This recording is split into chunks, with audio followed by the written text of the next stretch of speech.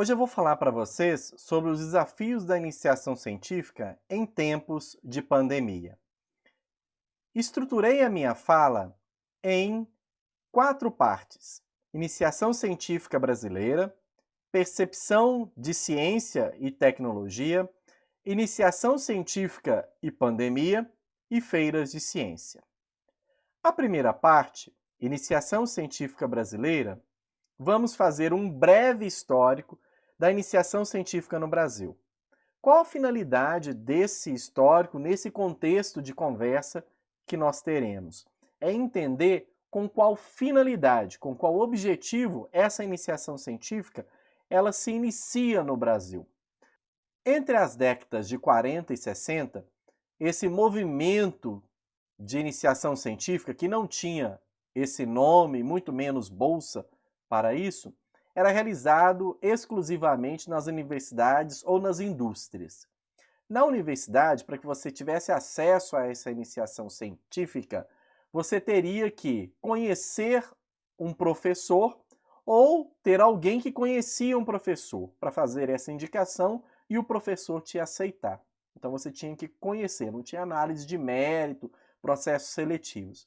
E muitas vezes esse ajudante era, de fato, uma mão de obra para o laboratório. Realizava as rotinas do laboratório.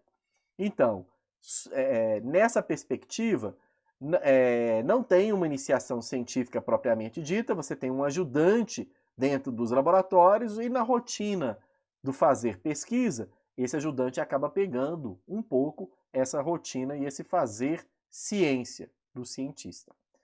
Na década de 50, surge o CNPq e ele fica bem fortalecido nesses períodos entre as décadas de 50 e 60, e iniciam as bolsas de iniciação científica, especificamente para os alunos da graduação, com uma expectativa de você descobrir jovens talentos para a ciência, de você descobrir e fomentar a pesquisa desses jovens talentos.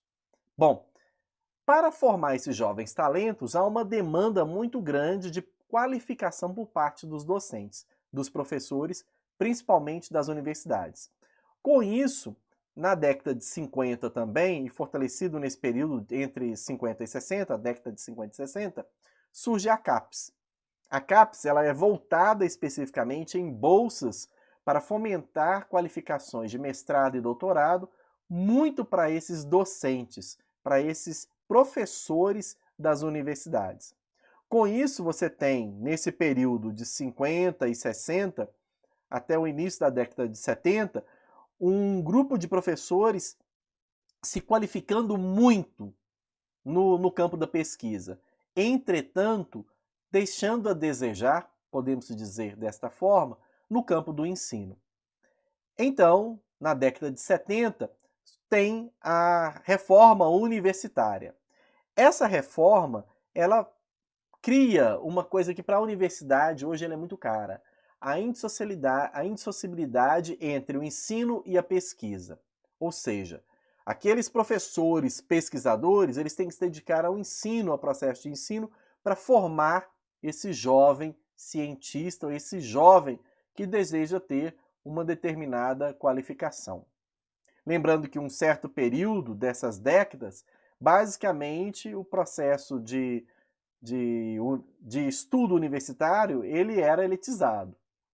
E, de igual forma, essas bolsas de iniciação científica, ou elas visavam formar o professor, em nível de pós-graduação, mestrado e doutorado principalmente, ou outros estudantes, mas com a intenção de se descobrir talentos para a ciência. Essa era a finalidade. Bom, na década de 90 surge o PROVOC, na Fundação Oswaldo Cruz, e mais à frente o PIBIC, ensino médio. Mas também com o foco, com a finalidade de novos talentos e para despertar para a ciência também, né? O despertar para a ciência, e com isso, se você ganha esse pensamento científico no ensino médio, isso já está formado, constituído quando esse jovem chegar na universidade, e com isso você tem processos, teoricamente, mais rápido e a produção do conhecimento em termos científicos mais rápido, quando você forma talentos. Em 1995, surge o PIC Júnior, também com esse foco de despertar a vocação científica. Ou seja, historicamente, de uma forma bem rápida, a iniciação científica no Brasil ela tem como pano de fundo a qualificação, principalmente de docentes, mas principalmente a descoberta por novos talentos. Bom, mas a iniciação científica deveria estar focada na descoberta de jovens talentos vocacionados para a ciência? O que você acha? Que a iniciação científica ela tem que estar focada na busca de jovens talentos?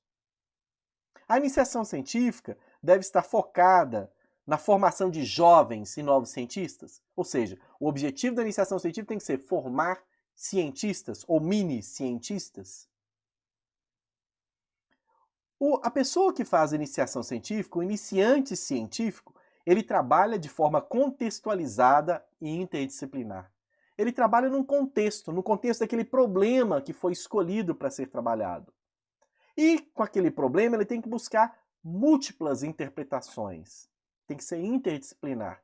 Aí eu pergunto para você, isso é exclusividade dos cientistas ou do fazer ciência?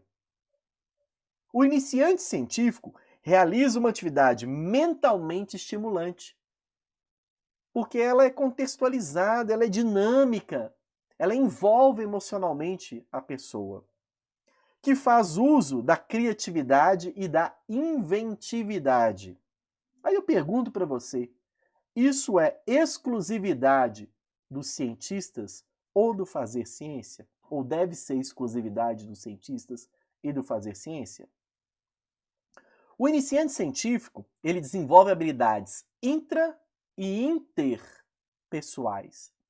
Ele tem que se conhecer das habilidades que ele tem que desenvolver, das suas limitações e tem que contar com outras pessoas, porque o cientista não vive numa ilha. Ele tem que socializar as suas descobertas, ele tem que compartilhar as suas descobertas, ele tem que ouvir o outro e receber críticas e lidar com elas. Mas isso, eu te pergunto, é uma exclusividade ou deve ser uma exclusividade do cientista ou do fazer ciência? O iniciante científico também trabalha análise crítica e discussão de dados e resultados. Ora, isso é ou tem que ser uma exclusividade dos cientistas? Claro que não. Por isso, eu acredito que a iniciação científica é para todos. Diferente das razões históricas às quais a iniciação científica surgiu, eu compartilho com a ideia de que a iniciação científica é uma poderosa estratégia de aprendizagem do fazer pensar. Então, por isso, além das possibilidades de, claro que na iniciação científica você pode descobrir jovens talentos para a ciência. Claro que você pode formar pessoas para a ciência, mas, igualmente, todos devem ter acesso à iniciação científica, porque ela forma indivíduos capazes de pensar em situações em termos macro, em termos mais abertos, de trabalhar com dados, de analisar, de ter relação com outras pessoas, de falar. São múltiplas habilidades e competências trabalhadas, então, pelo processo de iniciação científica. Eu trouxe essa questão histórica e essa parte justamente para abordar isso, que a iniciação científica ela é muito mais do que descobrir novos talentos, muito mais do que simplesmente descobrir novos talentos, do que formar cientistas. Ela tem toda essa gama de potencialidades que a gente precisa explorar. Bom, feito essa primeira fala, vamos ver um pouquinho sobre a percepção de ciência e de tecnologia que os brasileiros possuem. Foi realizado e publicado em 2019 a percepção pública da ciência e tecnologia no Brasil. Essa foi uma pesquisa realizada pelo CGE e pelo Ministério da Ciência, Tecnologia, Inovação e Comunicação, e com o apoio do INCT e da SBPC. Bom, ela tinha como finalidade principal conhecer a visão, o interesse e o grau de informação da população em relação à ciência e tecnologia no Brasil. Foram investigadas 2.200 pessoas entre 16 e 75 anos. Vou passar para vocês um breve vídeo que fala um pouquinho sobre essa pesquisa. Acompanhem aí.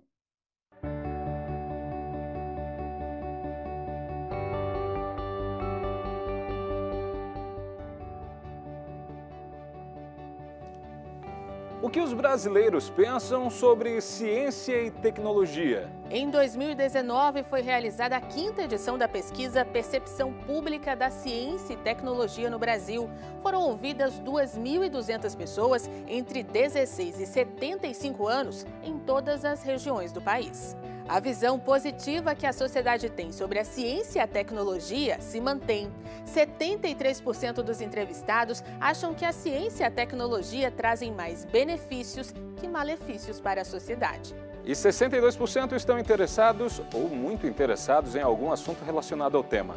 Medicina e saúde aparecem com 79%, seguidos do meio ambiente com 76%. A sociedade demonstra que reconhece a ciência e a tecnologia como importantes para o desenvolvimento do país. E essa percepção positiva se estende aos cientistas. Eles são vistos como pessoas inteligentes que fazem coisas úteis à humanidade, para 41% da amostra. Apesar dessa visão otimista, a pesquisa traz alertas. A visitação a locais de CIT diminuiu. Grande parte dos brasileiros não visitam ou participam de atividades em espaços de CIT. Os locais mais visitados foram Jardim Botânico ou Parque Ambiental, Biblioteca e Feira de Ciências, enquanto os menos frequentados foram Planetário, Olimpíada Científica e Museus de Ciência e Tecnologia. Entre as razões para não ter visitado o museu, a maior parte dos entrevistados, 34%, afirmou que era por não existir um em sua região. Veja estes dados. A pesquisa mostrou ainda que o consumo de informação sobre CIT caiu nos principais meios de comunicação. Da mesma forma, poucos entrevistados souberam citar o nome de um cientista ou instituição de ciências. 90% dos brasileiros não se lembram ou não sabem apontar o cientista do país e 88% não se lembram ou não sabem indicar a instituição do setor. Nem mesmo as universidades foram muito citadas. Foi mensurado o nível de familiaridade dos entrevistados com fatos ou noções elementares sobre ciência. Muitos desconhecem o papel do antibiótico no tratamento das doenças, por exemplo. Veja. Os resultados indicam quanto é importante investir em divulgação da ciência e tecnologia. Por exemplo, 39% acham que participar de feiras e Olimpíadas desperta o interesse em ser cientista. E para 86% das pessoas, a pesquisa científica é essencial para o desenvolvimento da indústria. O mesmo percentual entende que, graças à CIT, o brasileiro terá mais oportunidades.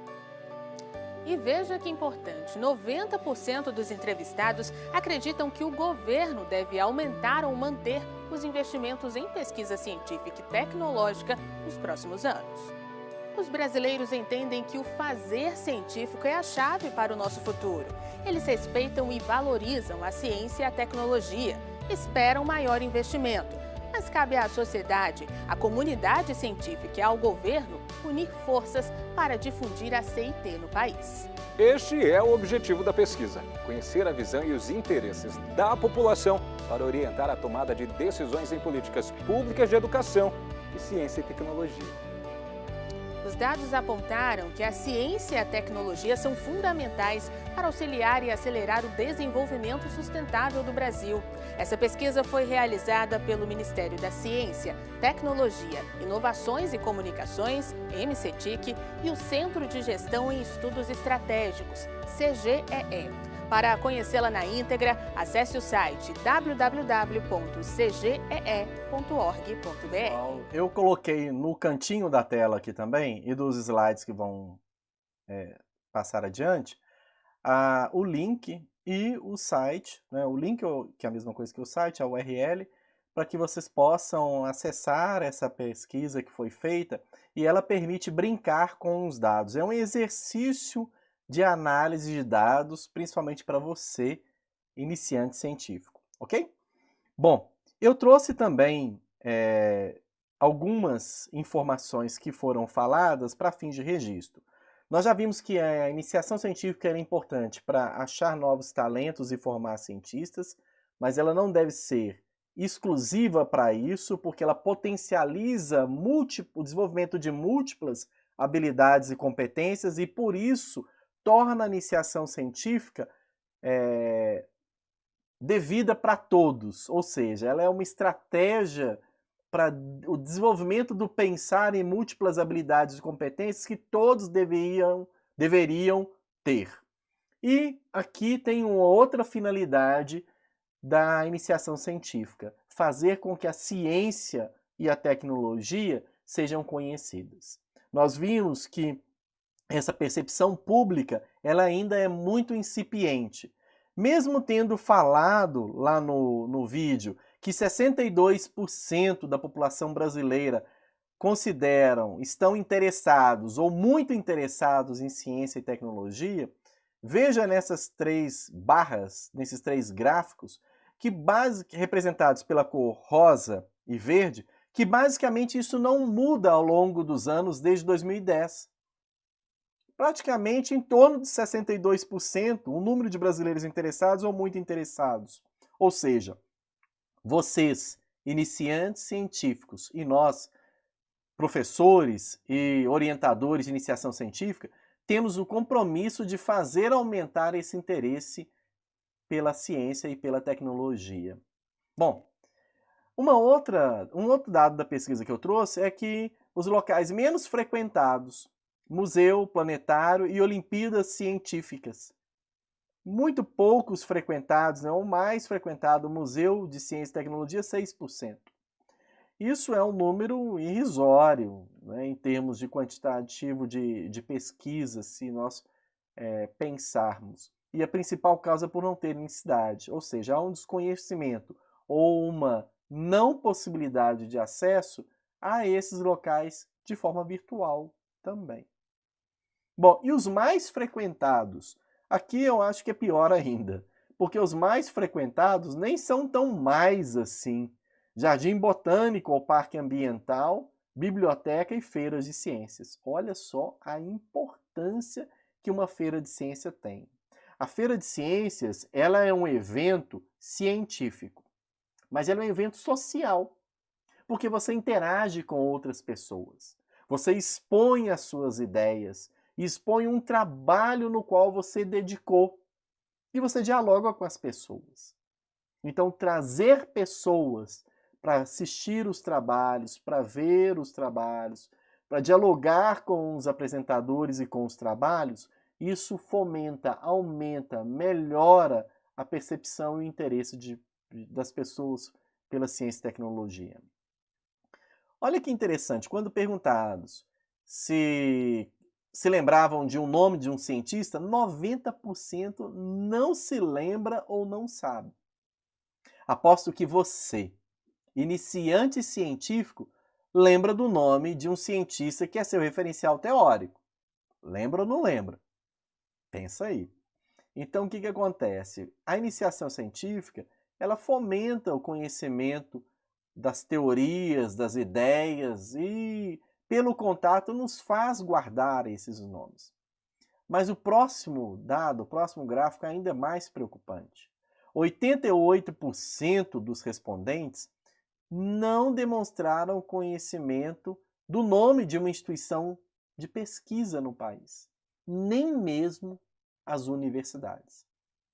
Foram citadas como resultado da pesquisa. Isso é muito preocupante, porque 88% não conseguiram lembrar o nome de uma universidade que se produz pesquisa.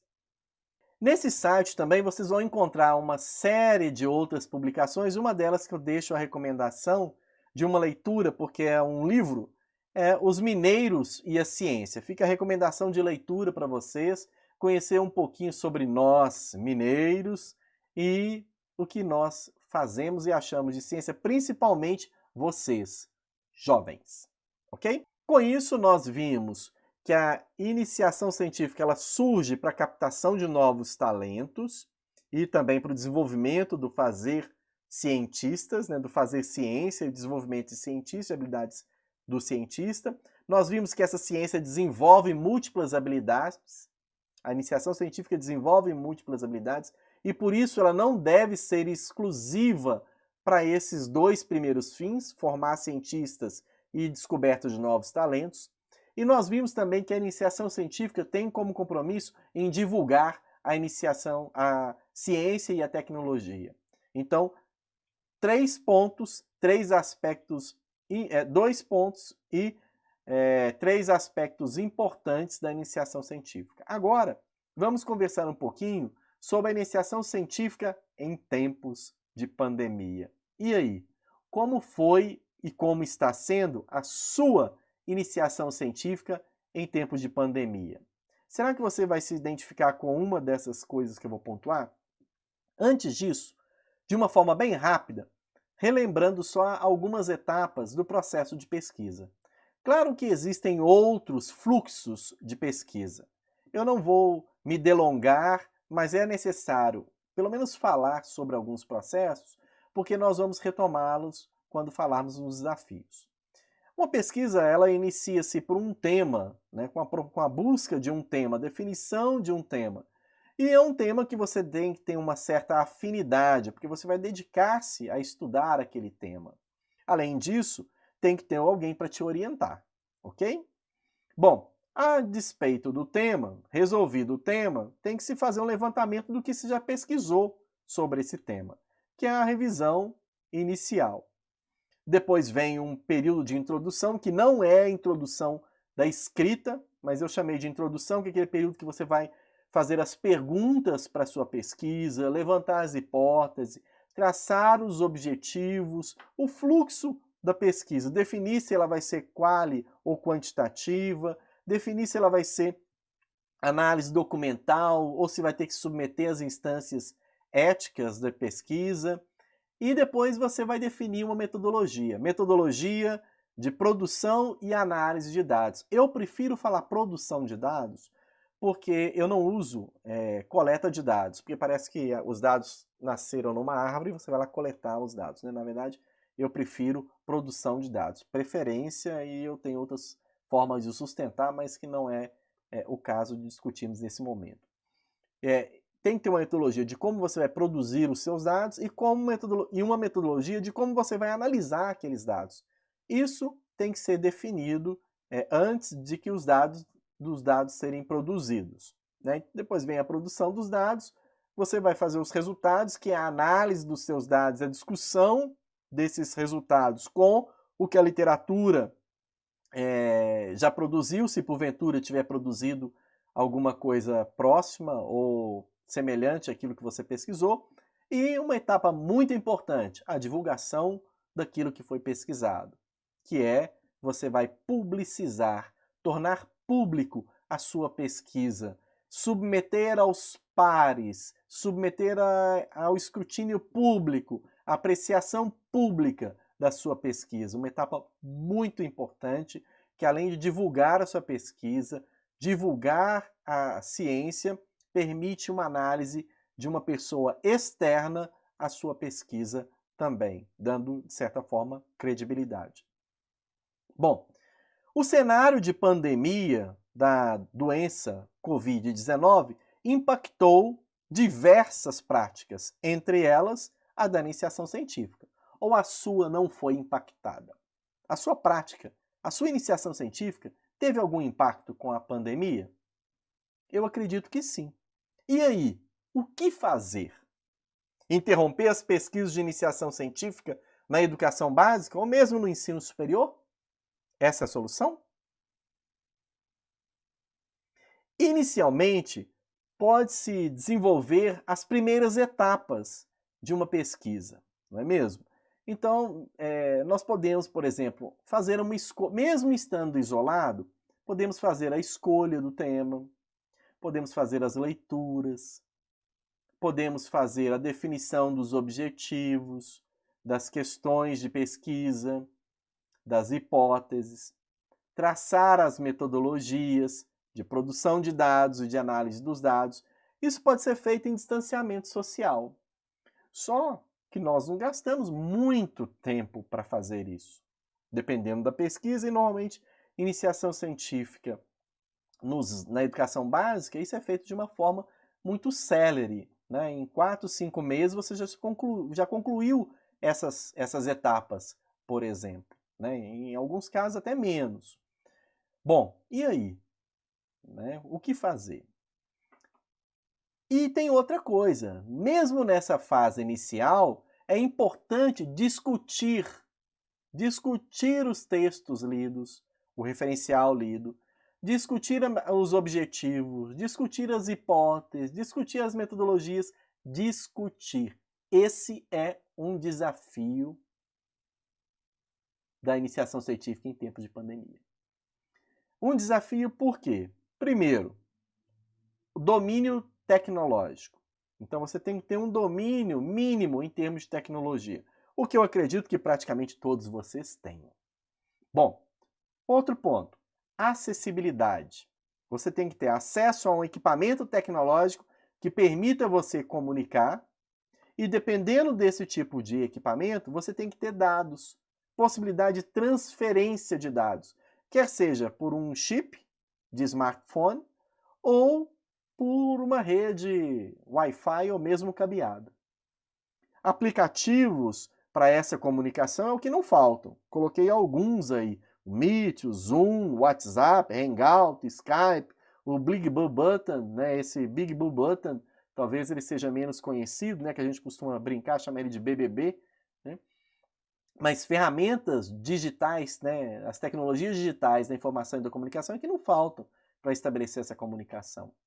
Mas depende de outros fatores. Então, um dos desafios para a iniciação científica em tempos de isolamento social é a comunicação. Talvez não para todos, talvez não para a maioria, mas para alguns é. Principalmente em questão da acessibilidade de equipamentos.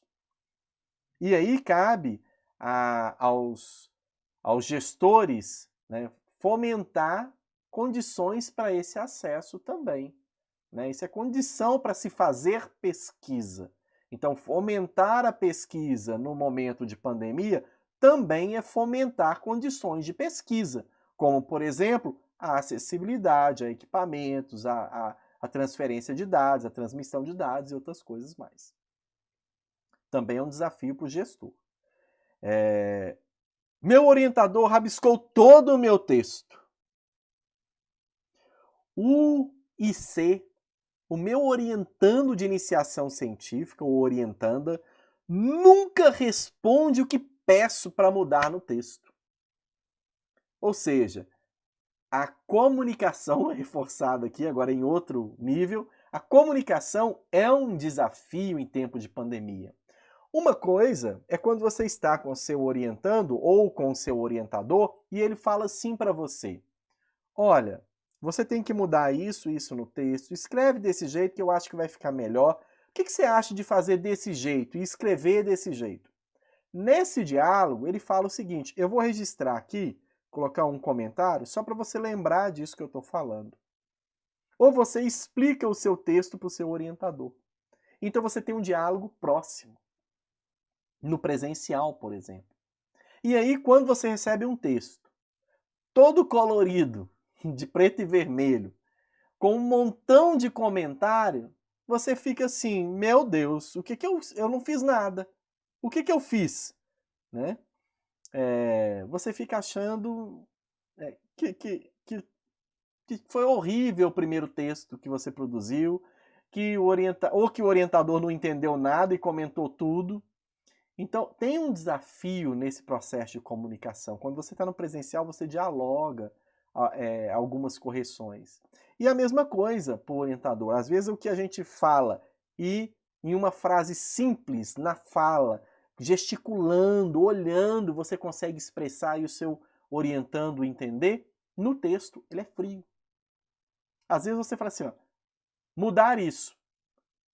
Aí o seu orientando está num dia daquele de atravessar, está atravessado, ou mesmo o orientador, na hora que ele lê, mudar isso. Aqui, está me mandando mudar agora. Olha só, né? Vocês já passaram por isso? Já tiveram um texto retornado pelo orientador, ou um texto retornado pelo orientando, pelo iniciante científico, e você achou que era desaforado aquilo? Então, a comunicação é um desafio. E essa comunicação, ela é um desafio porque ela é fria. Ela não tem esse contato, olho no olho. Bom, lavo o banheiro ou respondo o orientador? Lavo o banheiro ou leio o texto do orientando?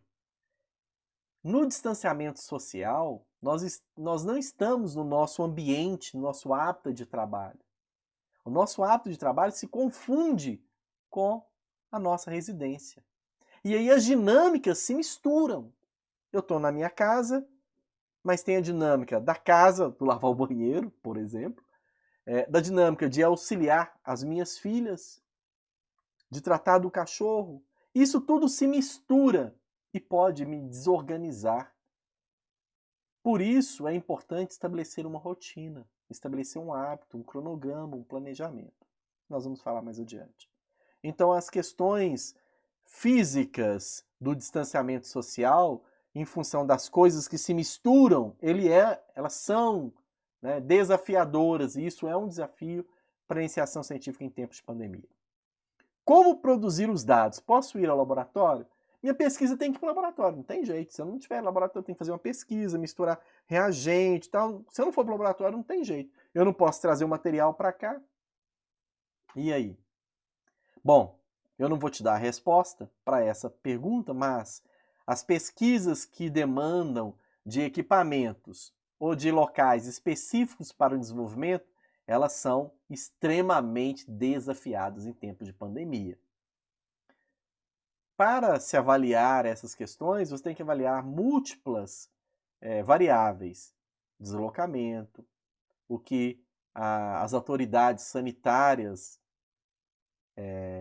estão colocando naquele momento, o que a autoridade da sua instituição de ensino está colocando. Então, isso tudo são variáveis. E claro que há possibilidade de desenvolver outras facetas da pesquisa e amadurecer a pesquisa enquanto essa parte não for possível de ser realizada. Mas a realização de produção de dados que depende de material instrumental ou de equipamento ou de reagentes específicos, ela é um desafio grande também em tempos de pandemia. Enviei o questionário por e-mail, por WhatsApp, sinal de fumaça, mas ninguém retorna. Não tem retorno. Já aconteceu isso com você? A sua pesquisa tem questionário, você enviou, mas ninguém responde? A produção de dados no mundo virtual, ela é um desafio. A produção de dados via e-mail, WhatsApp, sinal de fumaça, nem se fala, né? Ela é um desafio em tempos de pandemia. Porque as pessoas estão atropeladas de coisas para serem feitas. E aí dedicar um tempo para responder um questionário em que muitas delas, às vezes, não veem sentido ou não veem retorno. O que isso traz para mim? A pessoa olha para o umbiguinho dela e ela prioriza coisas. Então, essa produção de dados via tecnologia em tempos de pandemia, ela é desafiadora também. Talvez tanto quanto a produção de dados que depende de materiais. Vixe! Agora tenho que produzir um vídeo para apresentar meu trabalho. Eu finalizei meu trabalho, ou não, vou apresentá-lo, mas agora eu tenho que produzir um vídeo. Então eu tenho que aprender a produzir vídeo e a editar o vídeo para mandar para aquela feira. Desse pode. Já não bastasse todo o trabalho que eu tive produzindo A minha pesquisa, agora ainda eu tenho que produzir um vídeo e editar esse vídeo. Essa questão, ela aumenta a curva de tempo desta produção final, da divulgação, porque ela demanda a necessidade de você aprender ou de outra pessoa fazer por você, claro, a gravação de um vídeo e a edição desse vídeo. Aumenta a curva de aprendizagem e de divulgação do seu trabalho, mas você ganha aprendizado em relação a essa. Então, essa divulgação do trabalho em tempos de pandemia, ela é um desafio para muitos, né? E aí, a ajuda daqueles que têm um domínio é sempre bem-vinda. As agências de fomento vão interromper a bolsa ou o recurso? Esse, às vezes, é um medo que a maioria das pessoas tem, das agências de fomento, né, ou das instituições de ensino que fomentam iniciação científica, acharem que, como está pandemia, distanciamento, a pesquisa não tem como ser realizada. E a gente tem que mostrar, muitas vezes, que tem. A maior parte das bolsas, elas foram mantidas, pelo menos as que eu tenho conhecimento, elas foram mantidas de iniciação científica durante esse período. E os recursos foram mantidos também em sua maioria. Tá? Outros até foram agraciados com mais recursos, dependendo da pesquisa que desenvolve, principalmente se estiver relacionada com as questões da Covid, né, ou questões indiretas relacionadas à Covid, como saúde mental e outros tipos de demandas. Essas pesquisas tiveram até um plus em termos de recurso. O que aconteceu? O IC sumiu. Meu Deus, apertem o cinto que o orientador sumiu, está tudo desorientado. O encontro, ele é um desafio nesse tempo de pandemia, né? Porque muitas vezes a gente agenda um encontro com o nosso orientador e naquele momento a minha internet não funciona. Muitas vezes eu agendo com o meu orientando e a minha internet não funciona naquele momento. Eu não tenho condições nem de mandar uma mensagem para ele assim, ó, orientando, ó, orientador, eu tô sem internet. Muitas vezes eu não consigo nem... Então, essa questão da comunicação presencial, embora seja menos, né, da comunicação virtual, embora seja menos, ela é um desafio também. Porque há uma sobrecarga do uso e na transferência de dados, as internets são praticamente todas mais lentas e, com isso, caindo muito, né, interrompendo muito. Mesmo as de fibra ótica. Estou desanimado, pois a pesquisa parou. Então, essa sensação, você já passou por ela? Eu estou fazendo metodologia, estou pesquisando metodologia, estou escrevendo metodologia, mas não anda mais, não sai disso, eu quero ir para outra parte da pesquisa. Mas é assim mesmo. Né? Nesse momento, nós temos que ter o discernimento e a paciência para que possamos aperfeiçoar aquilo que a gente já considera que está bom, mas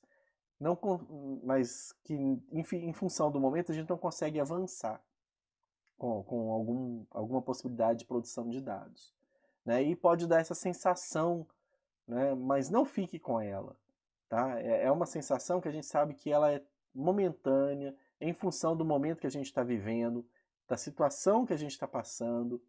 E há a possibilidade de você fazer outras leituras, dialogar com outras pessoas e, quem sabe, até aperfeiçoar sua metodologia, simular a aplicação metodológica, né? Simular, se é possível. Existem simuladores que hoje é possível simular algumas coisas, né? Então isso é importante também. Mas esse desânimo, ter um rompante com esse desânimo, ele é um desafio muito grande também para a questão do distanciamento social, não só em relação à pesquisa, mas outras questões no campo psicológico que nos atormentam durante esse período de isolamento. Será que estou fazendo pesquisa científica? Né? Eu estou achando que eu estou ficando muito tempo parado na metodologia. Será que isso é pesquisa? Então essa é uma pergunta que você já se fez? Pode ter feito em algum momento. Né? Então, se você está em dúvida, se você está fazendo pesquisa científica, pergunta para o seu orientador. Isso é pesquisa científica? Eu estou só pesquisando metodologia, referencial teórico e tal. Isso é pesquisa científica? Pergunta para o seu orientador se você tem dúvida ainda. Tá? Mas essa dúvida ela pode surgir em função do processo mais longo de algumas etapas da pesquisa. que é um desafio nesse momento atual. Né? Não tem como encurtar, acelerar a etapa, porque ela depende de outros fatores que nesse momento não são possíveis. Posso enviar trabalho em andamento para evento científico? Será que eu posso enviar trabalho? Meu trabalho não está concluído, eu posso enviar para aquela feira, para aquela outra? Vai depender da feira. Existem feiras que estão cobrando trabalho, que só aceitam trabalho completos, tem feiras que aceitam trabalhos em produção inicial, com metodologia já determinada e com expectativas de resultados. Tem feiras que aceitam até mesmo sem metodologia, só com o referencial e com as questões de pesquisa. Então, você vai ter que analisar caso a caso, feira a feira, mas o que eu tenho para falar para você é que existem eventos, existem feiras que estão aceitando trabalhos parciais, tá? E mesmo iniciais, tá?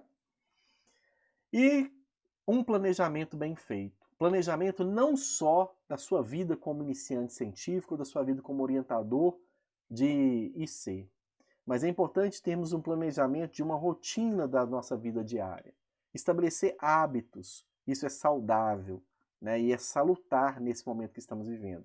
Hábitos, por exemplo, vou acordar às 7 horas, tomo um banho e não pijama day, né? Fico o dia inteiro de pijama, porque isso para algumas pessoas pode derrubar o humor e a produtividade também, não só em relação à iniciação científica, tá? Não só a produção do conhecimento, mas a produtividade em outras coisas, até no escovar dente.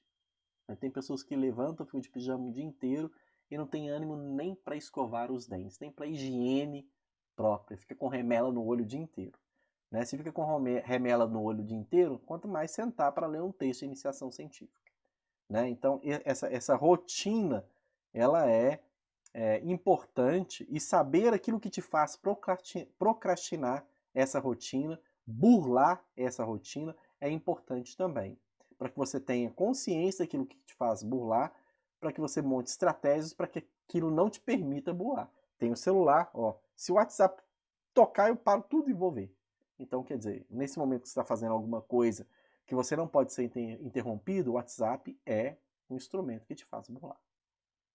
Então, nós falamos um pouquinho sobre essas questões que são desafiadoras no processo de iniciação científica em tempos de pandemia, e agora caminhamos para o final com a questão das feiras científicas. Especificamente, nesse ponto, eu quero fazer um convite para você. Quero agradecer ao Rodrigo e a toda a equipe de professores, de orientadores, de iniciantes científicos, vocês, iniciantes científicos, e da diretoria da FUNEC, pelo grande número de trabalhos que a Feira Brasileira dos Colégios de Aplicação e Escolas Técnicas, que é a FEBRAT, teve nessa edição. Como em todas, a gente tem muitos trabalhos da FUNEC, sempre chegando ônibus, né, da FUNEC no centro pedagógico para participar da FEBRAT, e esse ano não foi diferente, tivemos muitos trabalhos da FUNEC. Então fica o convite para você, dia 19 é a nossa abertura, em breve na página vai estar a inscrição, a página está aí, né, eu coloquei o link da página e o link do Museu UFMG, que é o museu que organiza essa feira. Eu estou na coordenação geral da FEBRAT, e nós estamos produzindo. Nós tivemos um ambiente para fazer as inscrições, mas nós achamos aquele ambiente pouco acolhedor para a qualidade, para os trabalhos que nós recebemos. Então nós resolvemos fazer um site que vai dar a ideia de você estar entrando numa feira. Tá? E esse site está sendo montado, e até o dia 15 de outubro nós vamos publicar para você o site com todos os trabalhos para que possam ser, a partir do dia 19, visitados, dialogar com os autores, com os apresentadores, por meio de mecanismos que nós estamos preparando. Então fica aqui o convite para você que não teve a oportunidade dessa vez de apresentar o seu trabalho na FEBRAT, mas tem a oportunidade de participar deste evento, vendo o trabalho dos seus colegas e de outros, inclusive de outros países, ok? Fica feito o convite, e era isso que eu tinha para conversar com vocês, para falar com vocês. Fico à disposição no fórum, no chat, né, para que a gente possa dialogar, e qualquer pergunta ou uma possibilidade de diálogo, que vocês tenham demanda, tá aí o meu e-mail para que a gente possa conversar. Um forte abraço e fico à disposição para a gente dialogar nesse momento no fórum. Abraço.